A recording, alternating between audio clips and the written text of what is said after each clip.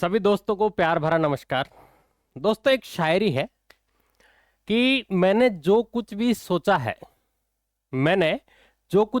है वक्त आने पर कर जाऊंगा, और तुम मुझे जहर लगती हो, किसी दिन तुम्हें पीकर मर जाऊंगा।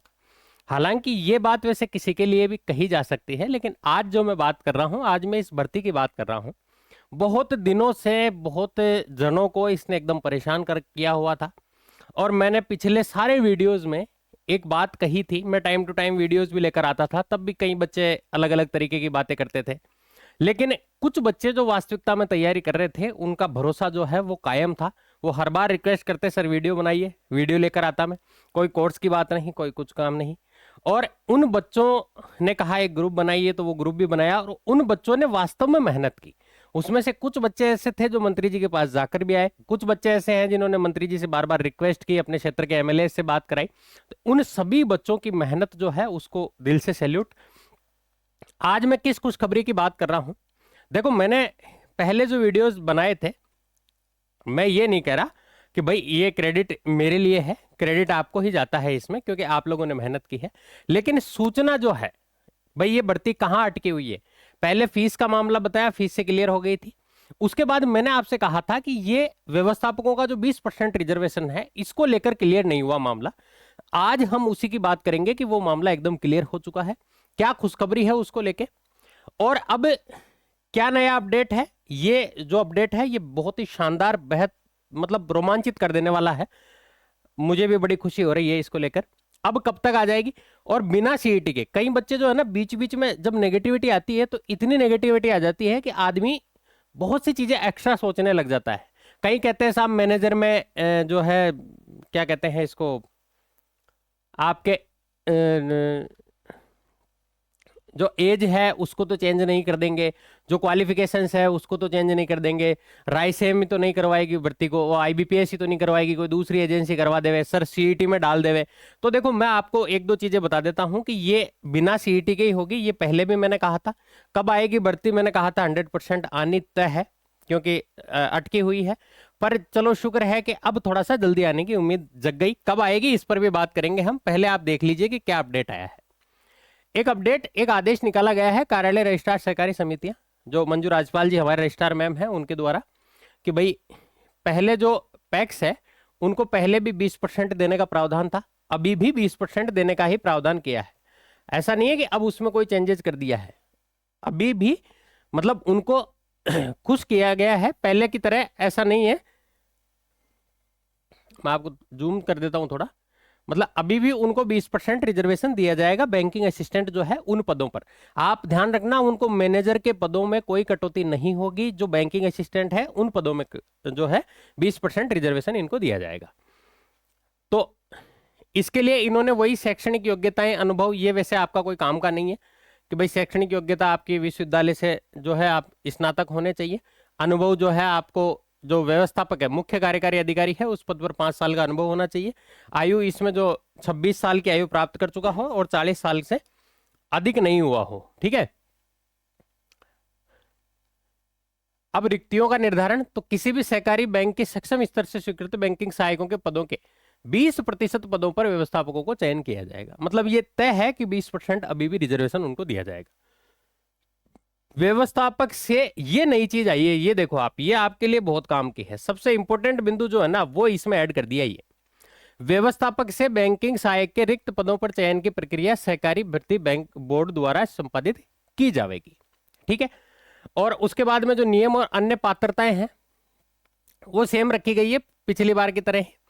जैसे धारा 57 होती है एक, अगर कोई गबन वगैरह कर देवे, एक्ट में मैंने पढ़ाया है आपको, तो उनके नाम पर जो है कोई विचार नहीं किया जाएगा। बैंकिंग सहायक के पद पर अगर वो चयन हो जाए तो उसके बाद में आरएससीआईटी करना है।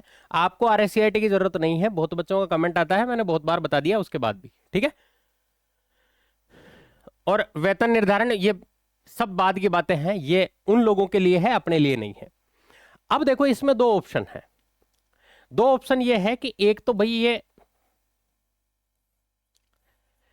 ऑप्शन ये है कि अभी जो है व्यवस्थापकों के पद मांग लिए जाए, कि भाई व्यवस्थापक जो है उनका 20% रिजर्व करके और फिर आप जो है भर्ती की सूचना दोबारा भेजो।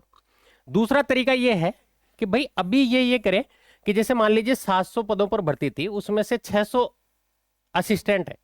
मैं एक आइडिया बता रहा हूँ, एग्जैक्ट आइडिया नहीं बता रहा हूँ, मतलब मैं आपको कैलकुलेशन समझा रहा हूँ।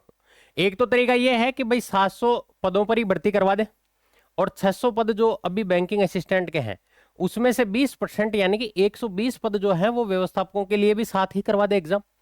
दूसरा तरीका क्या हो सकता है, दूसरा ये हो सकता है कि जैसे 600 पदों पर भर्ती आनी थी, तो 20% यानी 120 जो है व्यवस्थापक के, इनको अभी रोक दिया जाए, इनको अभी रोक दिया जाए, और इनको जो है 120 इसमें से आप कम करोगे तो 480 पदों पर जो है वो वैकेंसी लिया है। यानी कि 480 पद तो असिस्टेंट के, बैंकिंग असिस्टेंट के, और 100 पद मान लीजिए मैनेजर के हैं, तो कुल मिलाकर ये वैकेंसी 580 पदों पर आ जाए। ठीक है, यानी अब क्या होगा, अब 20% पद जो बैंकिंग असिस्टेंट के हैं वो पद व्यवस्थापकों के लिए रिजर्व रखे जाएंगे। लेकिन उसमें दो ऑप्शन है कि या तो इनकी परीक्षा अलग से करवाई जाए, मतलब ये जो तरीका खोजा गया है ना, ये किस लिए खोजा गया है, ताकि इस भर्ती में कोई अड़चन ना आवे, और इतने दिन यही अटकी हुई थी ये। ठीक है, तो ये दोनों तरीके हैं, दोनों तरीकों में अपना फायदा है कि या तो अभी सूचना मांग के और इस तरीके से वैकेंसी करवाई जाए। लेकिन मुझे जो लगता है, मेरा पर्सनल व्यू है ये, कि ये इस तरीके से करवाई जाएगी, मतलब इन लोगों के लिए बाद में अलग अलग, क्योंकि इनकी क्वालिफिकेशंस भी देखी जाएगी, डॉक्यूमेंट्स वगैरह भी, बहुत सी चीजें इनके लिए निकाली जाएगी, तो मेरे हिसाब से इनके लिए बाद में सोचा जाएगा, पहले इन पदों पर आएगी। ठीक है, अपने को चाहिए एक पोस्ट, ध्यान रखना आप, अपने को एक पोस्ट चाहिए, तो इस जमेले में अपने को नहीं पढ़ना है। कुल मिला के अपनी वैकेंसी का रास्ता जो है वो बिल्कुल क्लियर हो चुका है, अब कोई अड़चन नहीं है इसमें। पहले भी अधिकारी लोग जो थे वो कर रहे थे प्रयास, मैंने कहा भी था आपको कि रायसेन वगैरह में आपको ज्यादा उनको परेशान करने की जरूरत नहीं है, क्योंकि उन्होंने अपना काम कर दिया, और जो रजिस्ट्रार ऑफिस में है वो लोग भी अपना काम कर रहे थे, इन पर काम चल रहा था। ठीक है, अब ये कब तक आ जाएगी, तो भाई देखो, अब इसका आने का कोई फिक्स टाइम नहीं है, मोस्ट प्रोबेबली तो ये है कि ये नेक्स्ट वीक तक आ जानी चाहिए। ठीक है, और अगर उस नेक्स्ट वीक तक भी नहीं आई तो इस मंथ में आप 100% मान के चलो। अब फिर वही बात, आप कहोगे सर कोई फिक्स डेट बता दीजिए, डेट बताने की स्थिति में मैं नहीं हूं, डेट कोई नहीं बताएगा आपको अभी, पर यह है कि अब इसका रास्ता बिल्कुल खुल चुका है। ये जो मंत्री जी भी कहते हैं कि नेक्स्ट वीक में आ जाएगी, तो अब इसकी पूरी पूरी उम्मीद है कि ये नेक्स्ट वीक तक आ जाए। तो जो बच्चे तैयारी कर रहे हैं वो अपनी तैयारी को बिल्कुल जारी रखिए, एकदम जोश के साथ जबरदस्त तैयारी रखिए आप। और जो बच्चे नए नए लगे हैं, मतलब बीच में पहले छोड़ दी थी, फिर लग गए, फिर छोड़ दी, फिर लग गए, तो आप भी जो है अपनी तैयारी को जारी रखिए। आपको कोई भी हेल्प चाहिए तो हमारा एप्लीकेशन है AL क्लासेज, वहां आपको मिल जाएगी, कोई भी आपको क्लासेज वगैरह कुछ भी चाहिए हो, और ये कॉन्टेक्ट नंबर है।